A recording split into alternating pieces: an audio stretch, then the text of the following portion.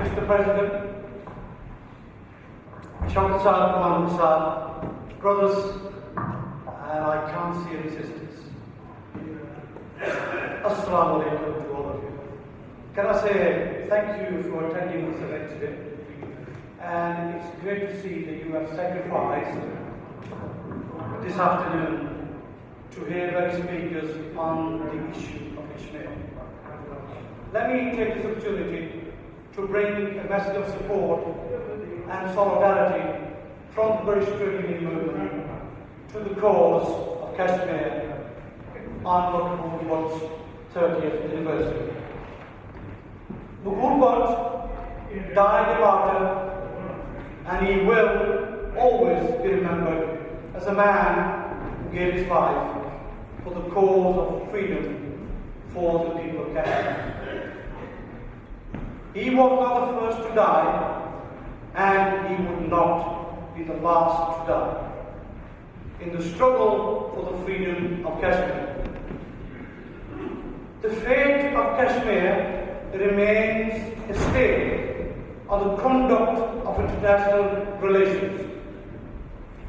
The clash between the wishes of the people of Kashmir and Kashmiri's brutal incorporation into the state of India was one of the first problems to be placed before the newly formed United Nations. A clear, just solution was soon proposed. A plebiscite to decide the region's affiliation.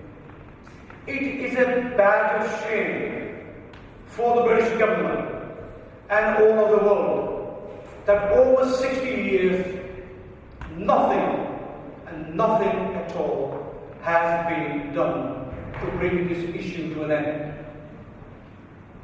Nothing but misery has followed. Millions of people in Kashmir live under a regime that can only be described as a regime of military occupation, with all civil rights at best compromised and at worst brutally suppressed. And this terrible state of affairs has never received the international attention and concern that it warrants.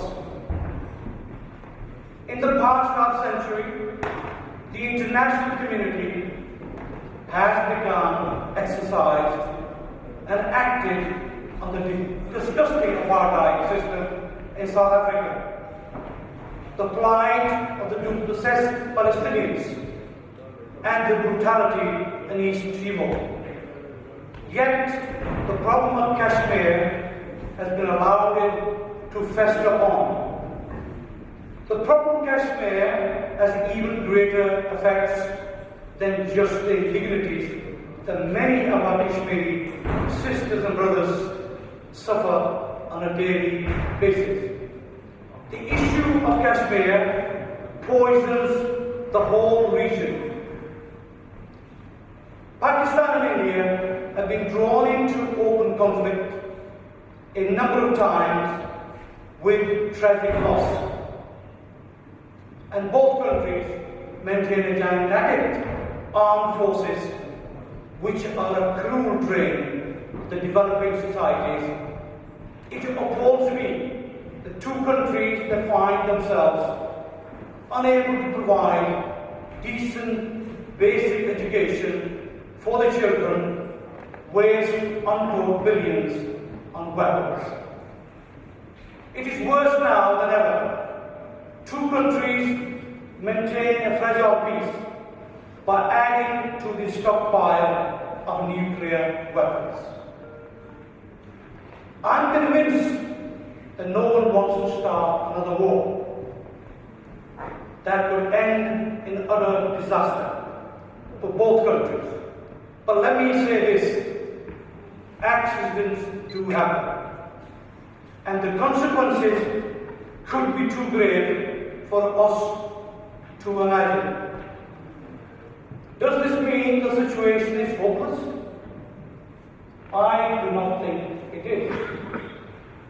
History has shown us that anything can change.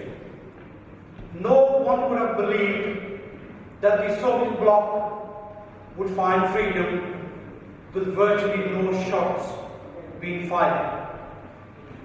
No one would have believed that the Protestants and the Catholics of Northern Ireland would reach an accord after 300 years of bitter problems they had in Ireland. But peace and freedom came for both of them. And one day, sooner or later, it will come for Kashmiris too. We are not asking for much in Kashmir. We are simply asking for self-determination. For the people of Kashmir to decide for themselves, and no one else should be intervening, either India or Pakistan. The decision is for Kashmiris to decide whether to be Muslims, Buddhists, Sikhs or Hindus. Kashmir belongs to those who live in Kashmir, which is the most basic human rights. We must continue to ask and demand and campaign each one of us here in this hall in our own ways. And truly, I believe that one day peace and freedom will come to Kashmir too. Now, as the person with the introduction said, yes, I'm a Kashmiri, yes, I'm also a Muslim, and yes, I'm also a Pakistani, and yes, also I'm a Bradfordian, and I too take pride in all those issues. The reason I'm committed to the issue of Kashmir is because there are atrocities being committed. Not that because of the Kashmiri, but because I have fought and campaigned for South Africa, for Palestine, for any and every other cause where there was injustice being done to people. And I do the same for Kashmir because I'm a committed person who is arguing and campaigning to bring freedom. Now, some of the people have given ideas and thoughts. And I ask you to go away, and I ask the coordinators to bear in mind, look at all the freedom movements of the past 50 years. How many of them succeeded within the UK or the Europe without the involvement of the Labour movement? Labour movement in Britain still has 6.5 million members. On a voluntary basis, 10 union dues participating. And you know they have been the most sympathetic on South Africa and Palestine. Believe it or not, it took us 30 years. Can I repeat that? 30 years in the Trade Union Congress to change its policy on Palestine. And you know why? There was a very strong Jewish lobby by Israel, very highly paid, and David mentioned to you earlier. MPs, when they're working, they are very strong groups. If we are to succeed in the lobby, we need to have people who are working to draw questions for them. Because MPs are very busy bees, and they have approached on 30 campaigns on a weekly basis.